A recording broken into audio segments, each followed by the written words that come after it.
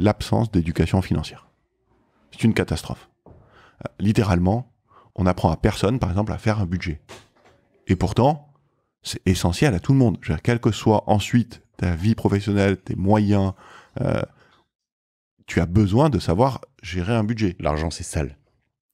Mais vraiment, on a un tabou qui est judéo-chrétien, extrêmement problématique. Plutôt chrétien que judéo d'ailleurs quand même, non? Plus. Je sais pas, mais en tout cas... Sans aucun... Je pense qu'il y a un gros problème. Je veux dire, moi étant d'origine catholique, je pense que c'est plus... Enfin, je veux dire, chez les protestants, chez les juifs, c'est moins un problème. Chez les musulmans, c'est aussi un problème souvent. Enfin, en tout cas, on a un problème assez clair d'éducation financière. De base. Je te parle pas des trucs de comment... Je veux pas rentrer dans ce débat. Non, mais tu veux vraiment faire quelque chose là-dedans. Ouais. Donc, dans les endroits où on va investir massivement dans les mois et les années qui viennent, c'est l'éducation financière. Permettre à tout le monde de comprendre comment ça marche l'argent. Investir dans la martingale, c'est ce que je fais. À la fois dans le quotidien, mais aussi dans l'épargne, l'investissement. Et donc, ça, aujourd'hui, c'est quelque chose qui n'existe pas, y compris pour des gens qui font des études d'éco. Ne parlons pas des gens qui font pas des études d'éco, mais ça devrait être enseigné à l'école. Non, mais je vais même plus loin, parce que éco, l'école, alors c'est clair, tu fais de l'éco, t'apprends, et c'est important, Keynes, Bourdieu. Non, mais avant d'apprendre la théorie... Tu vois, monétaire. Mais même ceux qui font finance. Le pire, c'est que ceux qui vont faire des études de finance, généralement, ils sont même pas sur de la finance personnelle, ils sont sur des grands concepts, etc. Mais ouais, avant les grandes théories monétaires, peut-être organiser son argent, gérer un budget, qui sont quand même des besoins de base de tout le monde, ça devrait être enseigné à l'école. C'est pas enseigné à l'école, c'est pas grave. On va s'en emparer et on va faire en sorte que ça soit diffusé largement. Et je pense qu'on pourrait travailler intelligemment là-dessus ensemble. Mais au-delà de ça, bien sûr, on peut aller plus loin. On peut aller sur l'épargne, on peut aller sur l'investissement, on peut aller sur l'anticipation, donc le goal-based investment, dont on s'est entendu que finalement c'est la même philosophie. C'est organiser pour avoir ce dont tu as besoin au moment où tu en as besoin. Et ce qui est intéressant, c'est que, je vais te laisser finir, mais sur cette stratégie, il y a des gens qui trouvent ça pathétique et triste de se dire en fait, attends, je prévois tout, etc. Et quand tu regardes bien, en tout cas ce type-là, Ramit Sethi, à un moment, il a une approche très très différente qui est de dire en fait non, ça peut paraître froid et pragmatique, mais en l'occurrence, à la fin, lui, il a notamment au bout de ses investissements, il a ce qu'il appelle le guilt-free money.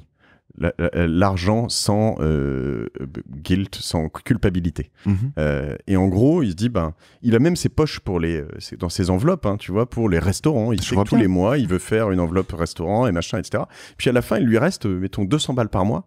Et ça, il en fait ce qu'il veut, en fait. C'est vraiment le truc, s'il veut... il a ses poches pour donner à des associations, mais s'il veut donner plus, s'il veut se faire plaisir, etc. Et notamment sur la gestion de, tu vois, tes vacances, on passe tous par ce moment là où tu dis là ça va être serré cet été un peu ou cet hiver, je peux pas. Si tu gères bien tout ça et qu'en plus tu as un peu de guilt-free money en plus pour te dire ok, je me rallonge un peu là-dessus, enfin c'est fantastique. Et donc c'est potentiellement, moi j'aime bien le discipline means freedom, la discipline veut dire la liberté quoi, mais cette approche est vraiment top. Je suis d'accord, mais je crois quand même que comme toujours c'est quelque chose qui est intime et donc qui ne peut pas être dogmatique. Ça peut être ça ou rien. Bien sûr. Ce qu'on doit fabriquer, c'est des outils et de l'information, de l'éducation, et ensuite, chacun se l'approprie et en fait ce qu'il veut. Ce que je te disais tout à l'heure avec le système des enveloppes, donc des comptes Lydia.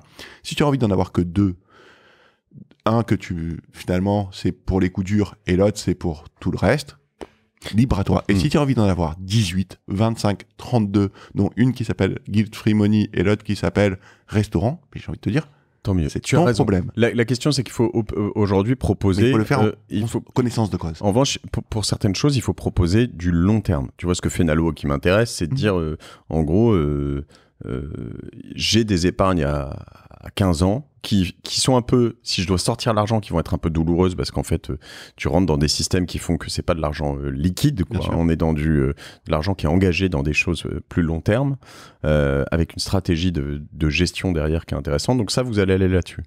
Oui, mais enfin, la réalité, c'est qu'aujourd'hui, beaucoup de gens qui investissent, ils investissent parce qu'un pote leur a dit c'est bien. franchement, c'est pathétique. Parce qu'un pote qui te dit c'est bien, bah, c'est super. Évidemment qu'il y a le phénomène de confiance, de proximité. Et donc, un pote, tu as confiance en lui. C'est mieux que quelqu'un en qui tu n'as pas confiance.